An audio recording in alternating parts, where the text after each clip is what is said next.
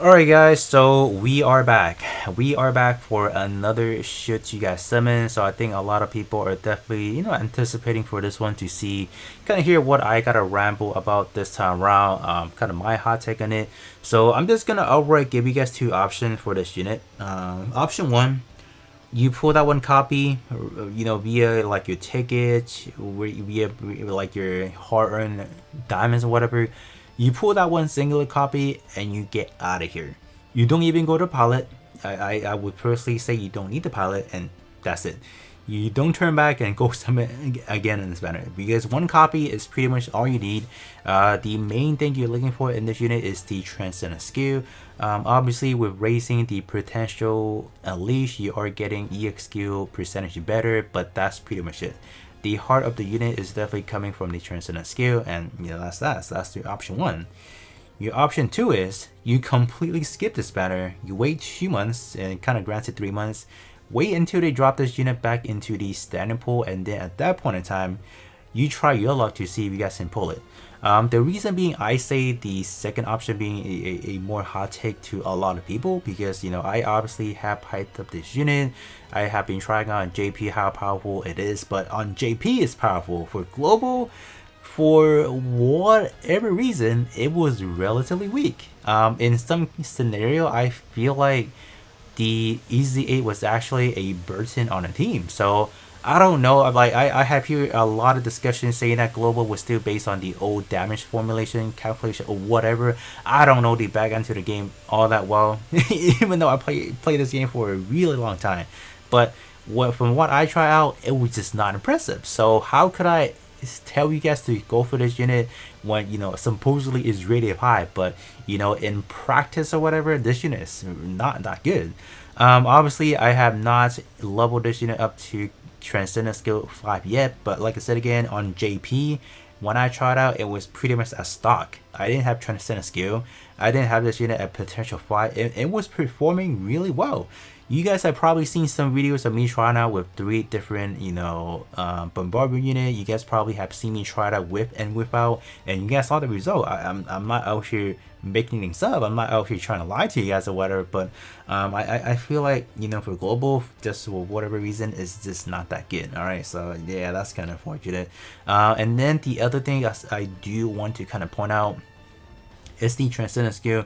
The transcendent skill is obviously the bread and butter for this unit, but keep that in mind, it is only for the first 30 seconds on the first 2 effects. So you're getting a 36% critical rate up and then a 45% critical attack. So that's pretty good, obviously, but it's only for 30 seconds. And then the last effects is for 30 seconds, EXQ gauge recovery up by 64%. So all of these are not really meant for this this week around raid battle, because let me ask you guys, how long for you guys does it take to reach that 30-second mark? Do you guys, by that time around, do you guys finish the match, or are you guys closing into finishing the match? Probably not, right? Me personally, I probably take more than 30 seconds even on 3 times speed. So I feel like the longer the battle rolls into, the less effective this unit is, because you're not really providing the meat of the unit anymore. You're simply providing a small chunks of the critical attack and then the critical rate, which is, if your unit does not even have any high, like what these number essentially values into is the bottom line, the critical value, and then increased critical. The higher critical value your unit is, the easier it is for your unit to land a critical hit, and then increased critical is simply how much more damage you are able to do within that critical number, right? So if your unit is pretty weak, for example, does not really have any high critical value, well, guess what? Even though you're getting a massive jump in, not really a massive jump, even though you're getting some support from that aspect, you may not even be able to take advantage of it, because if you cannot land those critical, if you cannot trigger those critical attacks, that means you're wasting it. So that's kind of unfortunate in a way. So I do want you guys to kind of understand, all those situations.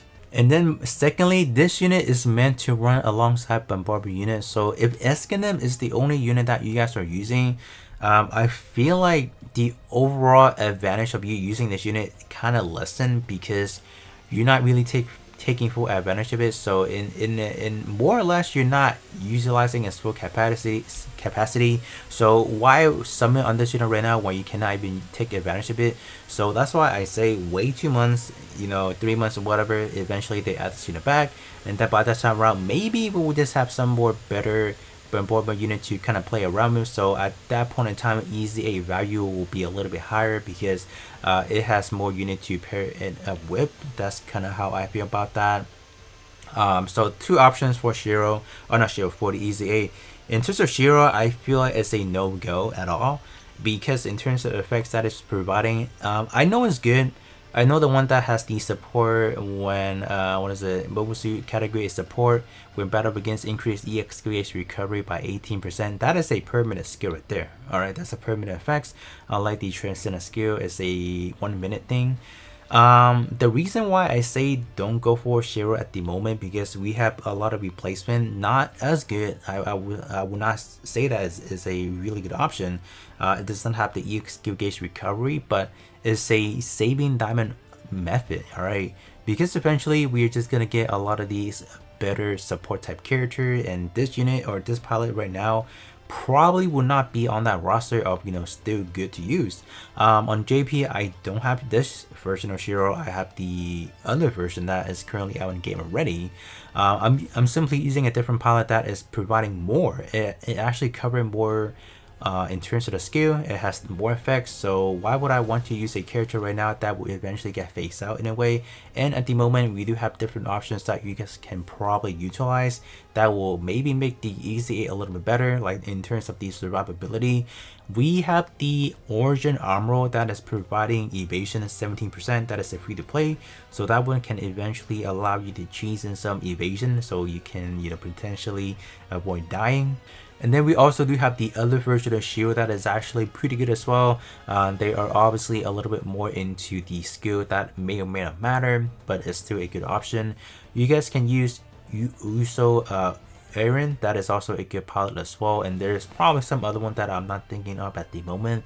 But the story is you want to save diamond any way possible, and this pilot I just can't tell you guys to summon on it. It's just not good enough. So that is just kind of my hot take on both the EZ8 and then Shiro Amada. You guys can definitely let me know how you guys are feeling about this unit from trying it out. You guys can definitely let us know how your result varies and whatnot. But other than that, that is going to be pretty much it, and I'll be catching you guys on the next one.